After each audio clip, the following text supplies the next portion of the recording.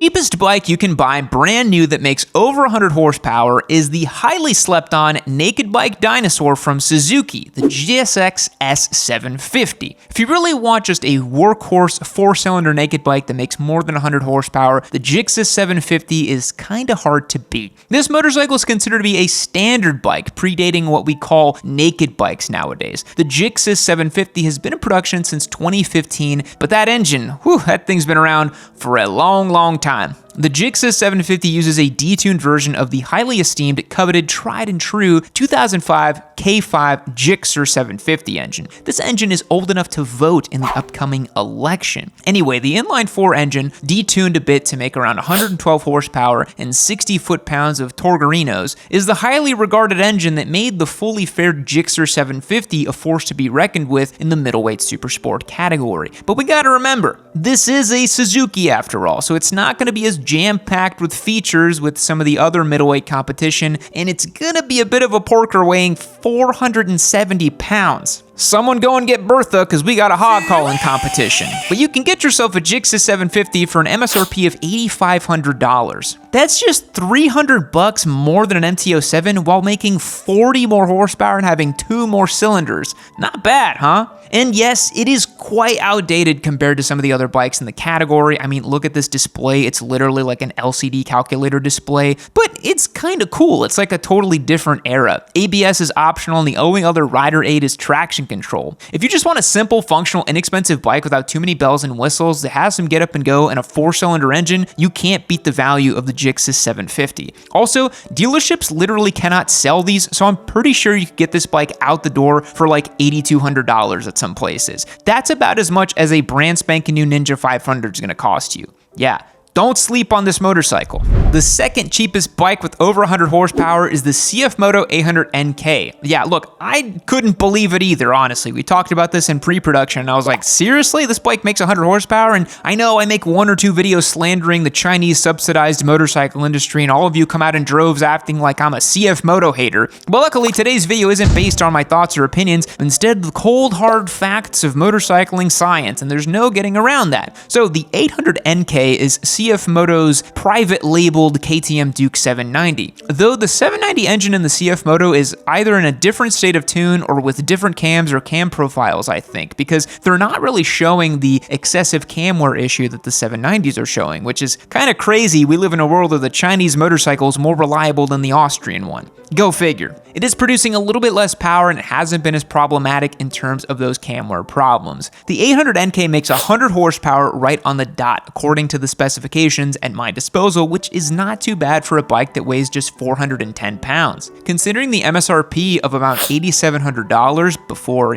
tax, title, license, dock fees, and all that, it is packed to the gills with features compared to the ancient Suzuki 750. It has a fully adjustable KYB suspension front and rear, J-Huan brakes, and in typical CF Moto fashion, they've managed to equip the 800 NK with a pretty big suite of electronic rider aids, while maintaining a suspiciously low asking price. CF Moto's middleweight naked bike has Bosch ABS and traction control, as well as an electronic throttle that allows for multiple ride modes and even cruise control. Not to mention there's an included quick shifter as well. The 800 NK definitely provides a pretty competitive package on paper and ekes just into the 100 horsepower category required to make the list today's video. And up next on the list today is the KTM Duke 790, which is like the Cocoa Puffs to CF Moto's Spartan brand chocolate flavored puffed cereal spheres that cost 10% less at the grocery store. The Duke 790 uses a 799cc parallel twin engine that's good for chewing up camshafts and making about 105 horsepower and 87 newton meters of torque, which converts to 64 foot-pounds of torque love and freedom units that the Americans love in my audience. The Duke 790 has gotten a bit of attention lately, as you might have known. It was originally known for being of lesser quality, not built in Austria like some other models, and it was replaced with the 890 that was supposed to be better, and then the 890 grew into the 990, and then the 790 came back, and now the 890s and 790s both seem to have those frequent cam wear issues as we've mentioned, and KTM just keeps downplaying the severity and has not issued any recalls or anything. So let's just say the Duke 790 being on here on this list isn't necessarily a glowing endorsement of the machine or the brand, but again, a statement of fact that it makes over 100 horsepower and doesn't cost a whole lot of money. Engine aside, this bike uses WP Apex suspension in both front and rear, has a TFT display with switchable ABS ABS, ride modes, and all the other value propositions you're used to finding on KTMs at this point. The Duke 790 has your quintessential angular, aggressive, kinda ugly insectoid, but kinda cool looks you expect from KTM. It's very unique. The base MSRP is $9,500 for one of these machines. I guess this video is just turning into an opportunity to talk about bikes in which I've criticized previously, because the next bike is the Kawasaki Z900. The Kawasaki's 4-cylinder middleweight naked bike makes 125 horsepower and 73 foot-pounds of torque from a 948cc inline-4 engine, and their fans are definitely gonna let you know that it's the greatest thing since sliced bread, and God forbid you say anything bad about the Z900.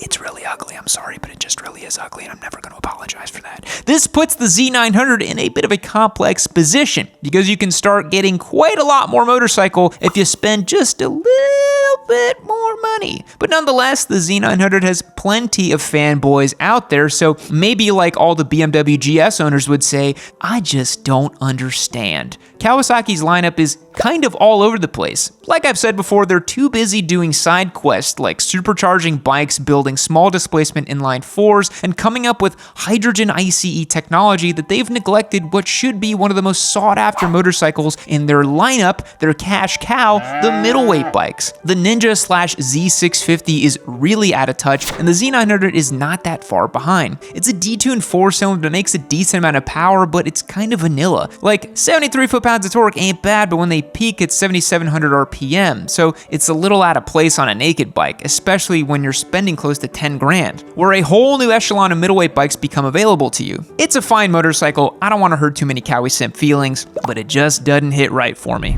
This is a Kawasaki Ninja 500 SE, and it could be yours if you become a member over on yammynoob.co. I give away motorcycles all the time. I've given away over 53 bikes at this point, valued at well over $500,000. We've done top-of-the-line bikes, beginner bikes, crazy scramblers, all kinds of things in between, and this new Ninja 500 SE is the new bike we have to give away. Become a member over at yammynoob.co and rack up your chances to win this motorcycle. It could end up in your driveway. Now we're getting to the juicy part of the list. The next cheapest motorcycle that makes more than 100 horsepower is the Triumph Street Triple R, a 3-cylinder naked bike that's putting down 118 horsepower and 59 foot-pounds of torques with a base model price of $10,595. Honestly, that's a pretty good MSRP for a Triumph. You know, the dash doesn't look that great, but whatever. Of course, in every other context, it would be ideal to spring for the RS model, but considering we're talking about cheapest bikes, we'll settle for the plain old R spec. The Street Triple is the result of Triumph's continuous 3-cylinder refinement. The bike has been in production since 2008 and has earned many long-time loyal fans and advocates that just can't get enough of that 3-cylinder sound and bug-eye headlights. It was originally based on the Daytona 675 platform, so it has a true blue super sport frame, which is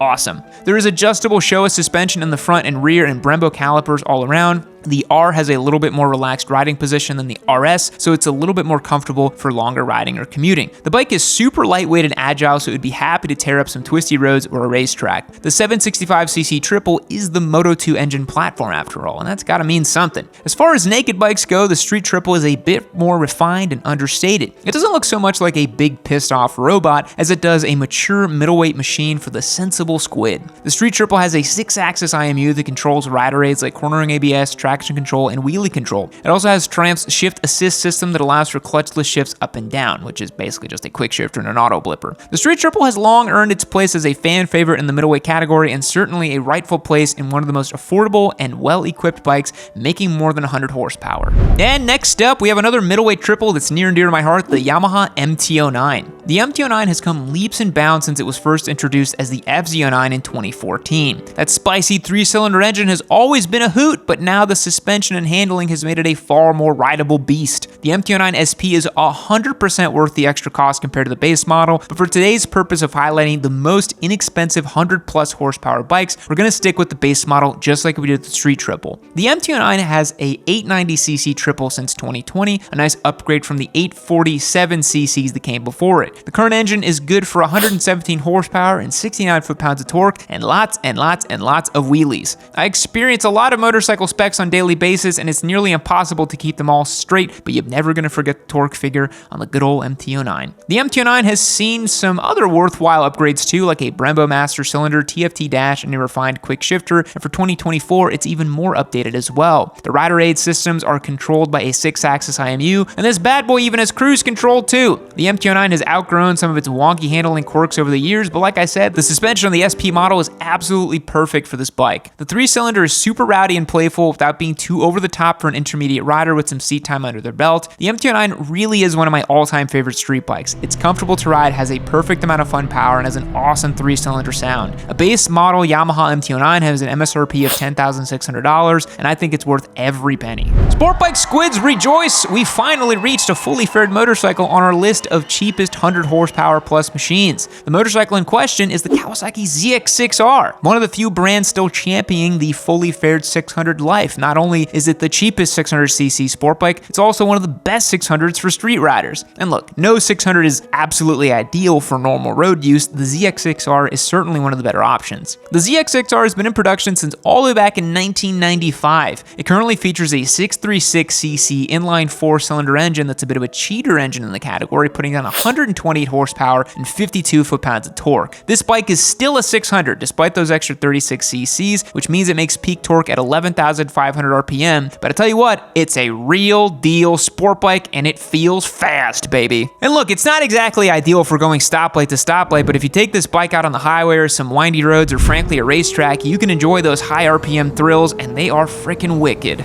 The ZX-6R is pretty kitted out in sport bike features like adjustable front and rear suspension, traction control, and a quick shifter. And if that doesn't seal the deal, you can also connect this bike to the Kawasaki Rideology app and share your favorite rides with your friends on social media. It's a sport bike at the end of the day, so it's got a nice frame, good suspension, and a healthy dose of top-end power. It doesn't need to be more complicated than that. And in base trim, the Kawasaki ZX-6R costs $11,400, and I'm happy that they still make it. What do you think is the best bike on the list? I know I have a couple of favorites, but I'm curious of what you think. Does 100 horsepower really provide enough power on tap to do most of the egregious squiddly behaviors, or am I just old for thinking that? Also, let me know in the comments some older bikes that make over 100 horsepower that you think are true value for money. Thanks for watching all the way to the end. I truly do appreciate it. I'll catch you in the next one. Fact: Samsung tests phone durability with a butt-shaped robot.